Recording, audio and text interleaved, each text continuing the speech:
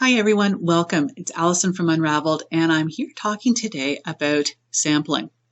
Don't run away. Really, don't run away. Sampling is one of these often overlooked steps. It's certainly not mandatory, but there is so much that you can learn about your yarn and pattern combination from doing a quick little swatch. There, I said it, that dirty word. There's so much you can learn about doing that sample that it really is worth the time and effort to do so. And so I actually sat down and I thought about this and came up with 6 items or 6 things that you can learn that have nothing to do with stitch counts, with gauge.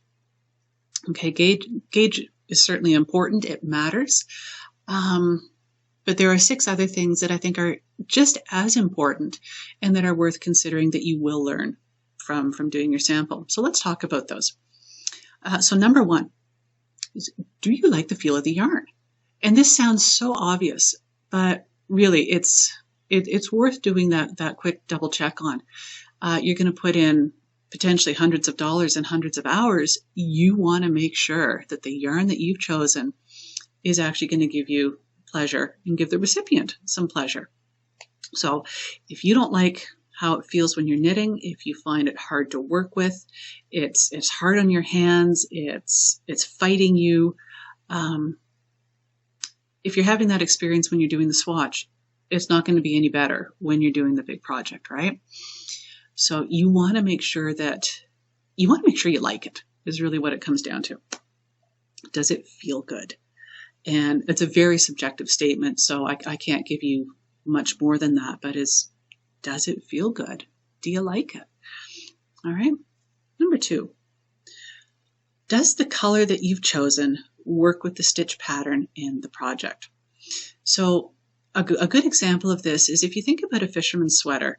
They're very, very textured, very intricate patterns on them, and they use a solid color yarn because the focus is on the texture, right? That's what you want to see. Furthermore, they use a very light color because that shows off the texture just that much better. Whereas if you have a dark color, that tends to obscure stitch patterns. At the same time, if you have a really funky variegated yarn, and they are so much fun to work with, and they really, really are, and the color change and just they're so bright and they're fun, but they will also obscure a texture. So do that sample, especially if you're working with a dark yarn or a funky multicolor yarn. If there's any texture in your project, you want to make sure that one isn't overriding the other or hiding the other because you're putting all that effort in, right? You want to see it. All right. So does the color work with the stitch pattern? Number 3, and this is closely related to the previous point, is does the texture of the yarn work with your stitch pattern? So going back to the fisherman's sweater example, the Aran sweaters, or the Aran yarns that are typically used to knit those sweaters have a tight twist. They're very smooth. There's not a lot of ornamentation here. They're kind of workhorse yarns, and that works for that project, for that kind of garment, right? Now there is a real trend right now for fuzzy yarns. And believe me, they feel so good, and I love wearing them.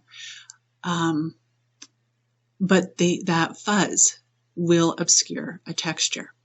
All right, it will obscure texture. It will obscure lace. So before you invest the effort of a textured pattern or a lace pattern with a fuzzy yarn, you want to make sure that you're actually going to be able to see it. All right. So is the texture of your yarn going to work with your stitch pattern? Number 4, do you actually like the fabric that you're knitting? So think about this. If you're knitting a shawl, you want something with a lot of drape to it. You want a fairly loose, flowy fabric. If you're knitting a blanket, you probably want something a little bit denser, not a lot, but perhaps a little bit. And if you're knitting a weatherproof garment, like an all-weather sweater, you want something tighter still. All right, so look at that fabric that you're making and consider it in relation to your goals for the project. What do you want that fabric to do? All right. And this is actually something you're not going to get that information from a little 4x4 inch square. Right? You want something a little bit bigger. I'm thinking 6-inch square, even 8-inch square is going to give you that information. All right. Number 5, is the yarn actually going to hold up to the activity of the garment? And so what I mean by this is when you consider a shawl artistically flung around your neck, there's not a lot of abrasion there, okay? There's not a lot of rubbing, not typically anyway. Compare that to, say, a sweater. And we all have that sweater, right? The one that we love to wear, but always pilling pretty heavily down in here under the arm, right? We've all got one. These high maintenance garments that every time you wear it, you have to depill it. You have to basically have to shave your sweater. So is the yarn going to hold up? Now it's hard to see just from knitting your sample. So what you want to do is you want to abuse that sample a little bit. A great tip I heard once is if you have a cluttered handbag, drop it in your handbag and carry it around with you for a week. All right, let it roll around in there with your wallet, your phone, your bottle of hand sanitizer, your keys, kids' toys, whatever else you've got in your handbag. I'm not going to, mine's a mess. Actually, it's not too bad right now. I just cleaned it. But anyway, if you've got a cluttered handbag, this is a great way to do that. The other thing is maybe just leave it floating around the house. Let it sit on the couch. Let the dog roll on it. Let the cat sleep on it. Let that sample be exposed to life and see how it looks. So at the end of whatever term you decide, I tend to sort of cut this off at a week. Have a look at it and see, how is it? Did it stand up okay? Is it still looking good? Or has it felted beyond recognition? And now if it's a real mess, but you're only making a shawl with it, well, maybe that's okay. But if your target was for a sweater and it didn't survive a week on the couch, maybe not a good choice, right? So will the yarn actually hold up? This is not an instant test, but you can actually mimic this.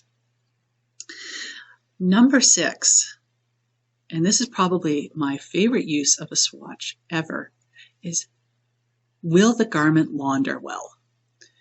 Is the yarn as superwash as the label says?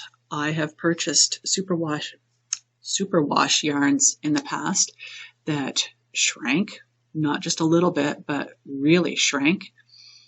But then I also have things that are marked as ultra delicate hand wash and have had laundry accidents with them, and they're totally fine. So the point here is wash it, test it. And you want to wash it the same way that you're going to wash the finished garment. So if your intention is you're going to chuck it through the wash with your jeans, your t-shirts, your towels, socks, whatever, just whatever's going through the wash that day, then that's how you want to wash that sample. All right. If the intention is that it's going to be a very delicate hand wash, then yes, of course, that's the way you would wash your sample. And what you want to know is, did it shrink? So you want your measurements from before, you want your measurements from after. So did it shrink? Did it stretch? And you don't often see stretching with untreated wools, but you will see it with superwash wools. Not all the time, sometimes. Did it shrink? Colors? Did the color bleed? And you're not probably not going to see this in machine laundered, but if it's a hand wash and in just a basin in your sink, in your tub, if there is color bleeding, you will see it there. If you're intending to use multiple colors, you might want to put multiple colors into your sample and to discover, is there any color bleeding, but is there color transfer?